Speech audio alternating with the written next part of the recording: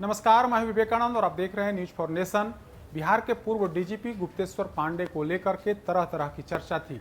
खबर थी कि वे चुनाव लड़ेंगे, कहां से चुनाव लड़ेंगे, इसको लेकर के भी तमाम कयासों पर विराम लग गया था और उन्होंने उनके बक्सर विधानसभा सीट से चुनाव लड़ने की पूरी संभावना थी। वे नौकरी से वीआरएस लेने के बाद, यानी डीजीपी के पद से वीआरएस लेने के बाद वे सीधे मुख्यमंत्री आवास पहुंचते थे और वहां पर नीतीश कुमार के हाथों उन्होंने पार्टी ज्वाइन किया, यानी जेडीयू ज्वाइन किया था। उस दिन से ही यह खबर तैर रही थी कि वे बक्सर से चुनाव लड़ेंगे। हालांकि उनके कई अन्य दूसरे सीटों पर भी चुनाव लड़ने की चर्चा थी कि जेडीयू उन्हें वाल्मीकि नगर लोकसभा क्षेत्र से भी उम्मीदवार बनाएगी, लेकिन उन तमाम कयासों पर विराम लग गया था और फाइनली जो खबर थी कि वे बक्सर से विधानसभा का चुनाव लड़ेंगे। लेकिन कहीं ना कहीं इसमें वे गच्चा खा गए। पहले वे जेडीयू में शामिल हुए, लेकिन जो सीट उनकी पसंद वाली थी वो सीट जेडीयू के खाते में रही ही नहीं, यानी कि वो सीट बीजेपी के खाते में चली गई। बीजेपी खाते में जाने के बाद भी यह खबर आई कि वो सीट गुप्तेश्वर पांडे के खाते में ही जाएगी, यानी गुप्तेश्वर पांडे ही वहां से चुनाव लड़ेंगे। इसके लिए भले ही उन्हें पार्टी क्यों न बदलनी पड़े, यानी कि जेडीयू छोड़कर वे बीजेपी का दामन थाम सकते हैं। चर्चा थी कि वे बीजेपी के नेताओं से भी मुलाकात किए हैं, लेकिन आज नामांकन का अंतिम दिन था।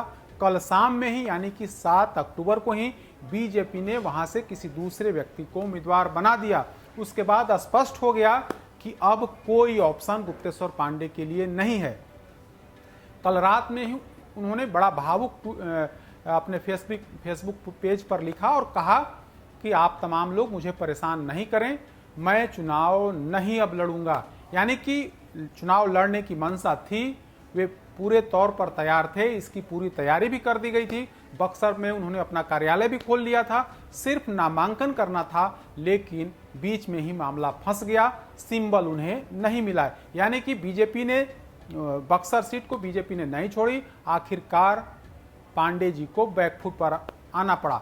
हम आपको आज वो एक्सक्लूसिव लेटर दिखा रहे हैं जिसमें उन्होंने बक्सर से नामांकन पत्र भरने की पूरी तैयारी कर ली थी। उन्होंने 6 अक्टूबर को ही नामांकन पत्र की खरीद कर ली थी। उन्होंने बाज़ाब्ता 10,000 रुपया दे करके एनआर फॉर्म, जो नामांकन फॉर्म होता है, उसे उन्होंने खरीदा था।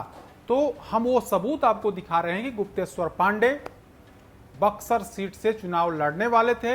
इसके लिए उन्होंने तैयारी कर ली थी। नामांकन पत्र भरने का जो फॉर्म होता है, जिसका शुल्क जो है 10,000 रुपये है, उस शुल्क को अदा करके गुप्तेश्वर पांडे ने वो फॉर्म भी खरीद लिया था।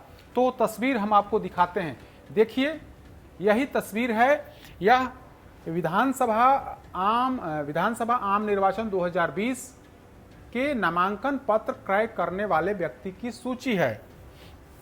इस सूची में कुल 25 लोगों का नाम निर्देशन का पत्र है, जिसमें नाजिर रसीद कहते हैं। उसमें बाज़ाब्ता रसीद संख्या का वर्णन है, तारीख का वर्णन है और नाम, उनके पिता का नाम और स्थानीय जो लोकल एड्रेस है उस एड्रेस का पता है और सुरक्षित जमा राशि की पूरी जानकारी है। तो अब जरा आइए, यह इस लाल घेरे में आप देखिए, इस लाल घेरे में 16 नंबर पर नाम है गुप्तेश्वर पांडे, पिता का नाम स्वर्गीय जगदीश पांडे, एड्रेस है गेरुआ बांध बक्सर, रुपया 10,000, यानी कि जो सुरक्षित जमा राशि होती है वो 10,000 रुपया है। उस 10,000 रुपया जमा करके गुप्तेश्वर पांडे ने एनआर कटवाया था।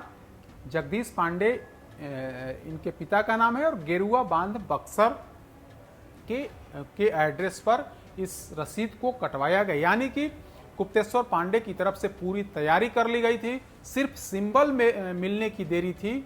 लेकिन सिंबल जो आधिकारिक चिन्ह होता है जो किसी पार्टी का, वह सिंबल ही गुप्तेश्वर पांडे को नहीं मिला। यानी कि इन वक्त पर एक बार फिर से धोखा खा गए। यानी कि चुनाव लड़ने का ऐलान करने के बाद, पूरी तैयारी करने के बाद इन वक्त पर बीजेपी और जेडीयू दोनों ने धोखा दे दिया। बीजेपी को हम तो नहीं कहेंगे पूरे तौर पर, लेकिन कहीं ना कहीं जेडीयू ने धोखा दे दिया। यूं कहें कि गुप्तेश्वर पांडे धोखा खा गए। अब देखना होगा, हालांकि आज उन्होंने स्पष्ट किया है कि वे नीतीश कुमार के साथ पहले भी खड़े थे, यानी कि मुख्यमंत्री के तौर पर वे पहले भी पूरे तौर पर नीतीश कुमार के साथ खड़े थे। अब जबकि उनकी पार्टी के सिपाही हैं, इस हैसियत से वे अब भी पूरे तौर पर जेडीयू के राष्ट्रीय अध्यक्ष नीतीश कुमार के साथ खड़े हैं, वे पूरे तौर पर एनडीए के साथ खड़े हैं। तो कुल मिलाकर के गुप्तेश्वर पांडे बड़ा गच्चा खा गए। अधिक अपडेट्स के लिए देखते रहिए न्यूज फॉर नेशन। नमस्कार।